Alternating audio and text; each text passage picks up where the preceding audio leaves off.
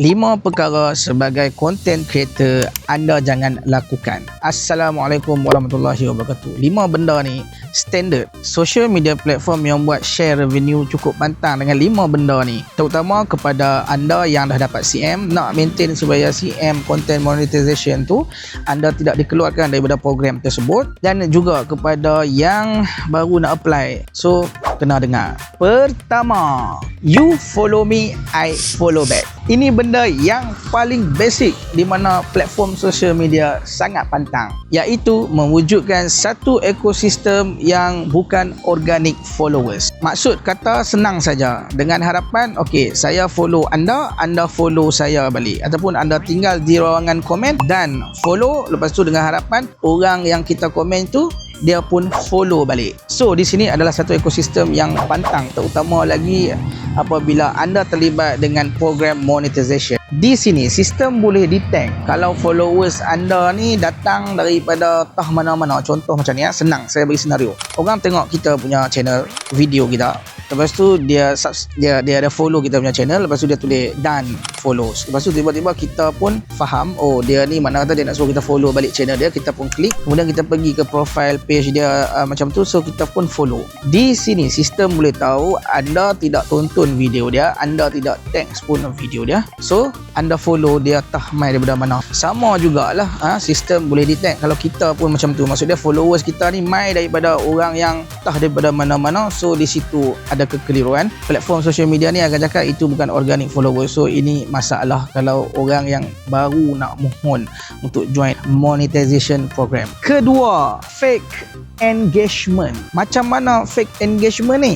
Contoh, you wujudkan satu environment di mana kita sama-sama pakat sama-sama kreator kita ni, kita buat satu grup, so bila video kita dah hasilkan, kita share ke grup tersebut, so orang dalam grup tu pun pakatlah tonton, pakatlah like, pakat komen. So moga algoritma Facebook ni nampak kita punya video menarik, nampak ada banyak engagement, dengan harapan platform social media tersebut push kita punya impression supaya user ataupun pengguna luar tu nampak video ataupun kandungan kita, konten kita. So tak mustahil fake engagement ni boleh berlaku, sebab saya ternampak satu posting ni daripada orang yang menjadi sumber rujukan juga untuk creator, di mana dia bercakap okey, kalau dia nampak, kalau dia tahu seorang ini adalah content monetization dalam CM nya program, so bila dia nampak posting orang tu, dia akan klik untuk bagi engagement orang tu naik. So benda macam ni, environment macam ni, platform social media suka tak suka kalau dia tahu. Ketiga, memperdayakan sistem kebijaksanaan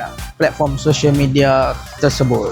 Kerana setiap platform dia ada voice fingerprint, visual fingerprint. So kalau kita cuba memperdayakan platform social media sangat tak suka. Macam mana? Jom saya explain. Bila kita upload dalam video, terutamanya right manager lah, publisher besar ni kan, ataupun mereka yang buat lagu apa semua, okay, so video ni akan ada visual fingerprint dan audio fingerprint. So kalau kita guna sebahagian beberapa saat ataupun beberapa minit macam tu, sistem boleh detect mengenai fingerprint tu lah. Maksud dia adalah cara dia tu kan. Kalau di YouTube kita panggil content ID, so benda tu dia orang boleh detect. Tapi bila kita cuba nak memperdayakan sistem, kita akan buat contoh, kita akan buat edit bagi percepat video tu, kita buat bagi lambat sikit, ataupun kita buat mirroring, kita reflect video tu kan, bagi duduk belah tu terbalik. Okay, so kita edit, kita bubuh merenek macam tu,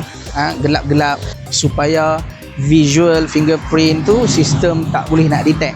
Alright, so kalau benda ni dilakukan, so kalau mereka siasat, so biasanya akaun boleh kena gantung lah, sebab anda cuba memperdayakan sistem kebijaksanaan platform. Yang keempat ni standard, jangan beli followers macam tu lah. Okay, so nanti mungkinlah kalau dia ada threshold, kena cukup 5,000 followers ataupun 10,000 subscriber, so anda cari satu platform dan anda beli bot followers tersebut, so ini pun akan terjejas permohonan anda untuk join mana-mana platform sebagai content monetization content creator. Yang kelima terakhir yang paling basic iaitu apa dia?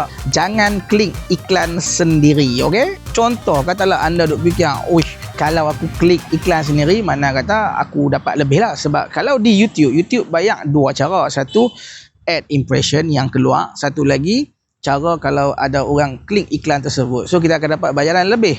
Tapi di Facebook buat masalah yang saya tahu in-stream ad dan juga banner ad. So dibayar melalui dengan cost per midi lah ad impression tersebut. Mungkin kalau lepas ni kalau siapa yang klik iklan kita boleh dapat lebih.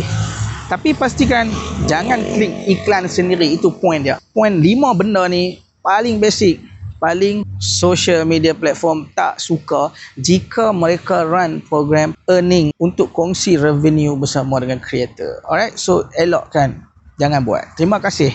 So kalau anda rasa perkongsian ni bermanfaat, jangan lupa follow profile saya. Assalamualaikum. Dan kalau ada apa-apa soalan boleh tinggal di ruangan komen dan saya boleh reply secara lebih spesifik persoalan tersebut.